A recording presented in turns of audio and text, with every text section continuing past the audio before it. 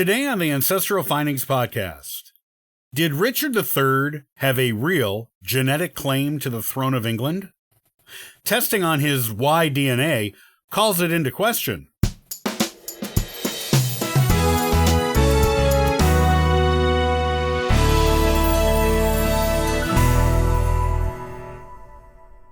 It is now well known in the genealogical world that the long missing remains of Richard III, King of England from 1483 to 1485, were discovered underneath a parking lot in the United Kingdom a few years ago.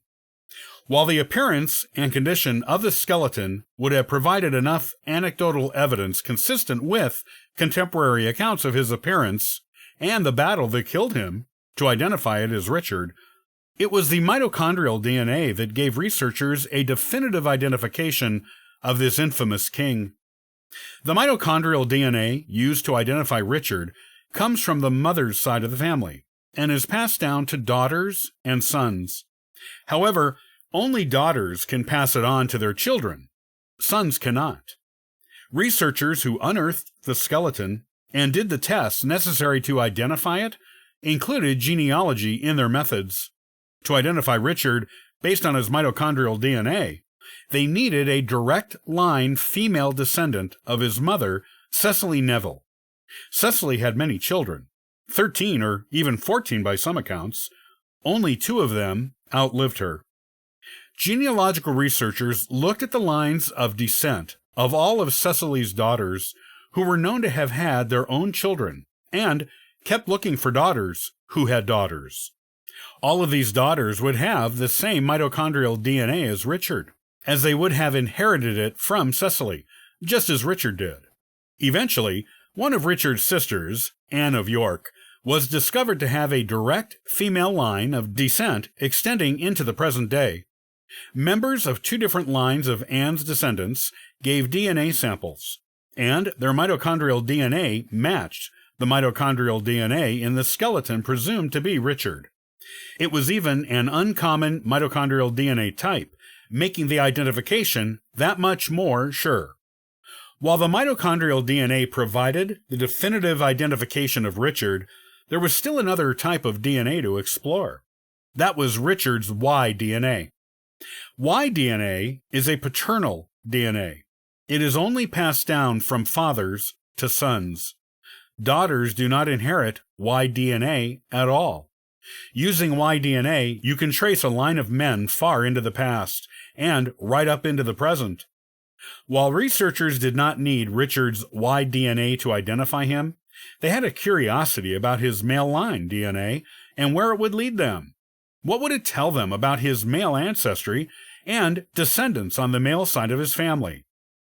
While Richard left no known male descendants himself, his only legitimate male heir died at around 10 or 11 years old, and his known legitimate sons did not leave any known children.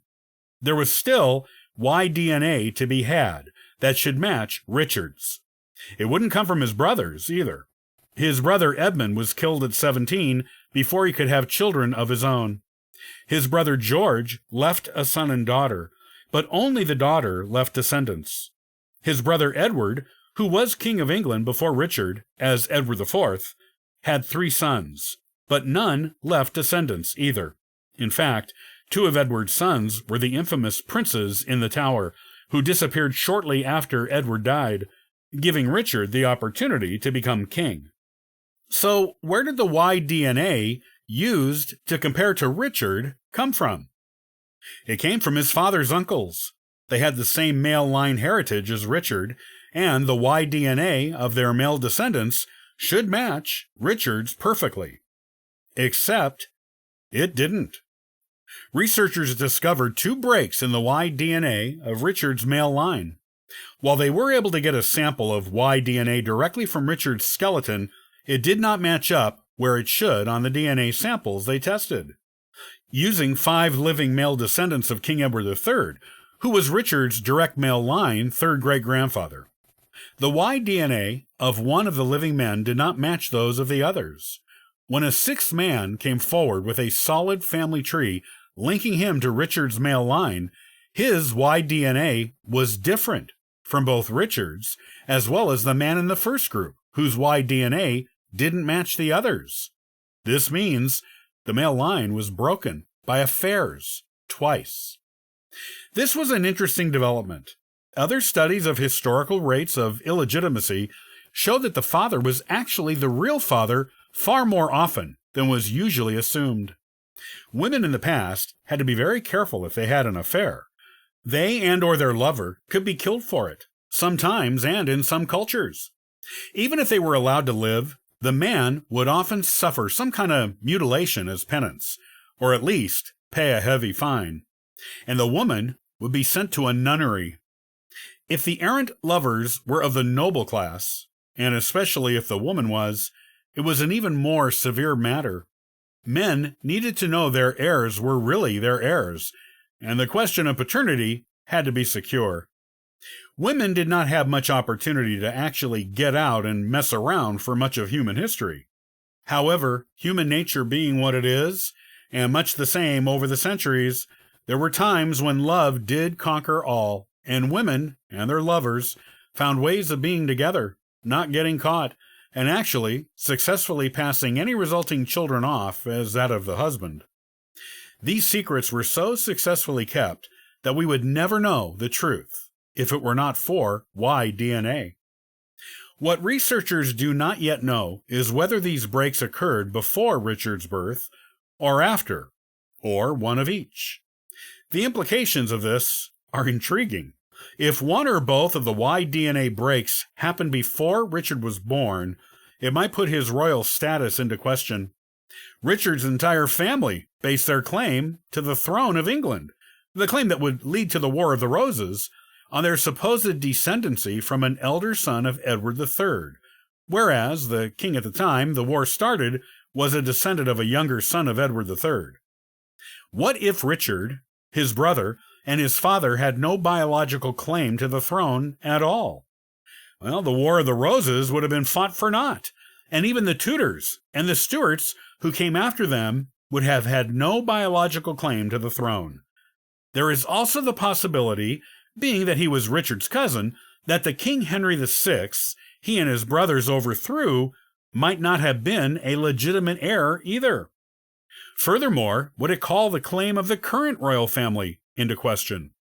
They are direct descendants of Richard's niece, Elizabeth of York, his brother Edward IV's daughter. If Elizabeth had no claim to the throne, would that mean the current Elizabeth II doesn't either? Much genealogical work would have to be done to determine it, as the current royal family claims descent from more than one royal family line. It would involve testing other royal skeletons from past times, which is something Elizabeth II has been unwilling to allow to be done just for historical curiosity's sake. Maybe future kings and queens of England will allow it. If the break in the Y DNA came after Richard, then his legitimacy for the throne and that of the current royal family is safe. However, it does call into question the legitimacy of the current.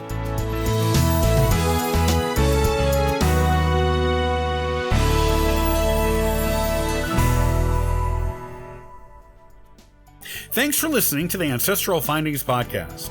You can subscribe to the podcast on YouTube and iTunes.